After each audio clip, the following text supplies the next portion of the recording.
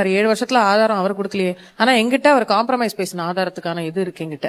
அவர் எதுவும் தப்பு பண்ணலன்னா காம்ப்ரமைஸ் பேசி முடிச்சுக்கலாம்னு எதுக்கு போன் பண்ணும்? அதுதான் நான் கேட்டேன். காம்ப்ரமைஸ்னா என்ன, கல்யாணம் பண்ணி வைப்பீங்களான்னு. என்னதான் பிரச்சனை, ஏன் பேன் பண்ணாங்க? லைஃப் மெம்பருக்கே 5000 ரூபாய் தான். ஆனா இன்னைக்கு தேதிக்கு 2.5-3 லட்சம்.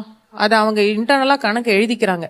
அது எப்படி எழுதிப்பாங்க, ஒருத்தருக்கும் ஒரு ரேட், ஒருத்தருக்கும் ஒரு தெரியும். இதெல்லாம் கேள்வி கேட்டா பேன் பண்ணிடும். ராதாரவி பெண் பித்தர்னு எந்தெந்த பொம்பளைங்களை கிடைச்சிருக்கா சொல்லு, லிஸ்ட் கொடுன்னா யாராவது வருவாங்களா? அவர்கிட்ட மன்னிப்பு கேட்கணும்னா அவர் காலில் விழணும், ஆச்சே பூச்சே நிறைய இருக்கு அதுல.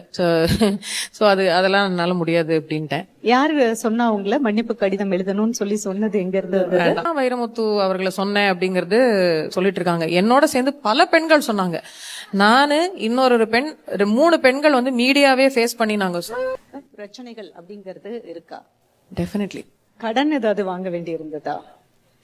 வேண்டாம்.